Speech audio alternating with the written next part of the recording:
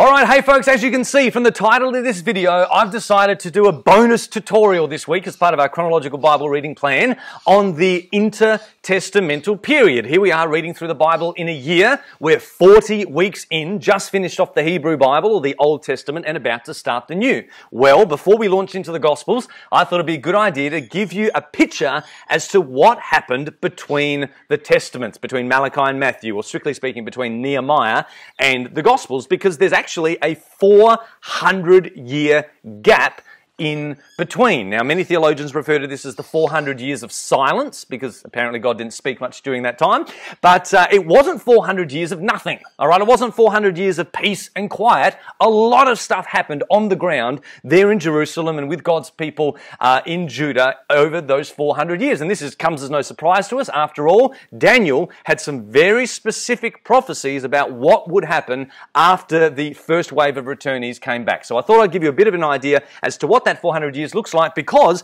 everything that happens there helps to shape the world that Jesus is born into. It helps sets the stage for the coming of John the Baptist and Jesus there in Matthew. All right, so I hope this is helpful. I'm going to be as general and as quick as possible. Here we go. As I said, there's basically 400 years, okay, between Malachi and Matthew, or Nehemiah and Matthew, and there's essentially four major political powers relevant to God's people. Firstly, the Persians, then the Greeks, okay, then Jewish independence for about 100 years, and then the Romans come onto the scene, and of course that's when Jesus was born. So let's start with the Persians. The Persians, of course, were in charge with Ezra and Nehemiah, and they ruled for about 200 years. In fact, Nehemiah, the book of Nehemiah, finishes about halfway through that 200-year reign. And part of their legacy with God's people is actually fairly positive. They treated God's people pretty well, let them go back and rebuild the temple, of course, and allowed people, if they wanted to return from Babylonian captivity to go back to the Promised Land. But one of the outcomes of them treating God's people well, except for that little hiccup with Mordecai and Esther and He-Man, okay, or He-Man, one of the outcomes of treating them well is that there remained a big Jewish diaspora, a big scattering of God's people throughout the Babylonian Empire, people who just decided not to come back. Persia's treating them well. Why would we want to go back to Judea and start all over again? Okay, so a lot of people didn't go back. But that's basically the legacy, in large part, of the Persian rule. Now, the Persians were taken out by Alexander the Great, who, strictly speaking, was a Macedonian, but essentially he was in charge of the Greek kingdom and the Greek armies, all right? And he took over the whole of Persia. He went all the way through to India, all the way down south to Egypt, and then died prematurely at 32 years of age, okay? So he conquered a lot, but he didn't rule for very long. And because he died so early, he didn't leave any successor behind him. So what happens? Well, this massive Greek kingdom gets divided up into 4 lots between his 4 generals. Now, this comes as no surprise to you and me, because Daniel prophesied that would happen. He saw a picture of a goat, do you remember, with 4 horns coming out of its head. Well, that's exactly what happened with Greece. Anyway, what's that got to do with anything? Well, basically, 2 of those Greek kingdoms, okay, are on the border of Judah, all right? For the first 120 years, God's people are led by the Greeks based in Egypt or Alexandria. They're called the Ptolemies, all right? And they treat God's people really well. 120 years, they look after Judea, they let them worship God, worship at the temple, do their sacrifices, they inculcate them with Greek culture, give them a value for philosophy, Aristotle, Socrates, Plato, those type of guys. And it's in that era that synagogues begin to emerge. Why? Because God's people now value learning. They value philosophy. And that's what synagogues are. They're basically places of learning. Rabbis, okay, teachers of the law and scribes. They're really elevated now in Jewish society, mainly because of the emphasis of Greek culture and philosophy and that type of thing, all right? So the Greeks had a real influence on God's people, and of course the Greek language spread over that time. So that's the Ptolemies. The Greeks, who were Ptolemies, they looked after God's people, and they even translated the Hebrew Bible down there in Alexandria in Egypt into Greek, and that becomes known as the Septuagint, all right? So in that 120 years, it's a good time.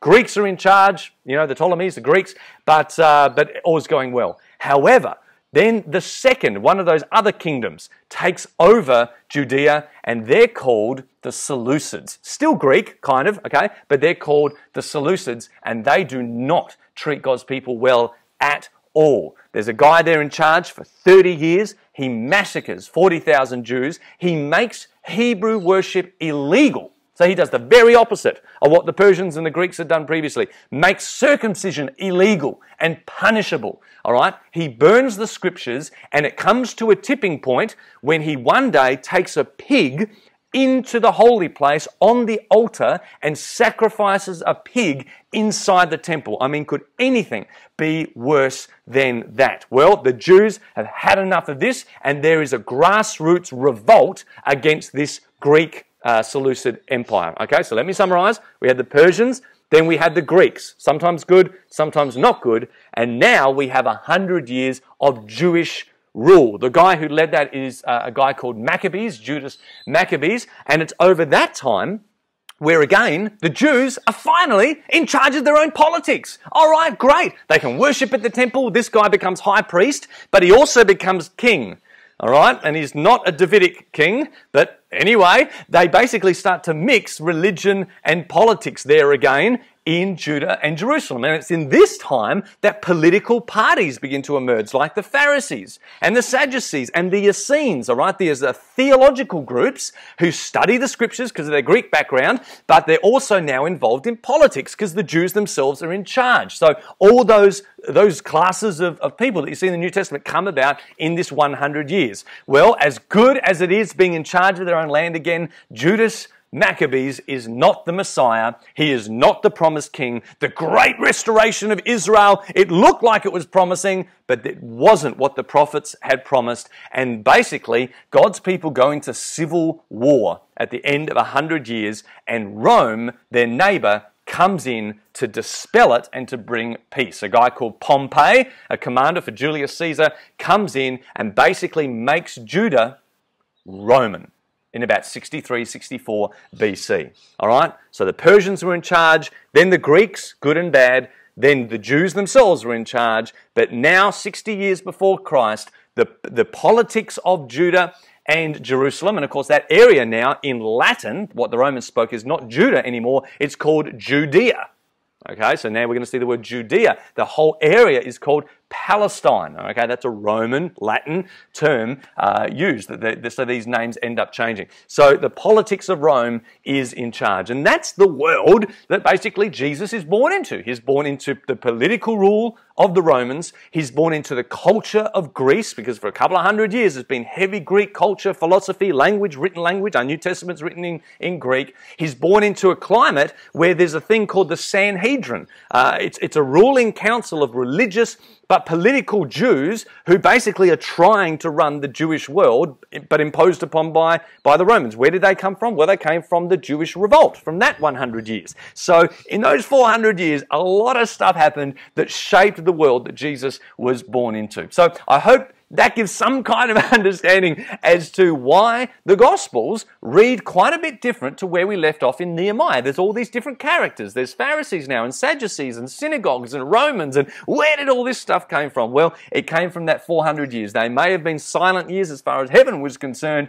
but they were not quiet years. A whole lot of stuff went on. But good news, that statue that, what's his name, Nebuchadnezzar had seen of those different kingdoms, okay, where you had the Babylonians, with Nebuchadnezzar, then the Persians, then the Greeks, now the Romans. And somehow there will be a stone cut that wasn't from human hands, the kingdom of heaven, he says there in Daniel, that will strike that statue and the kingdom of heaven will begin. So hopefully from now we start hearing preaching that says the kingdom of heaven is at hand. The kingdom of heaven is at hand. Let's see if that's what we see come Matthew chapter 1. All right, guys, I hope that helps. And we're going to enjoy the New Testament. We're going to get stuck into the Gospels this week. So join me as we do that. I've stuck to under 10 minutes. I thought I'd try to do that. Bless you heaps. I hope this has helped. Have a great weekend. Bye.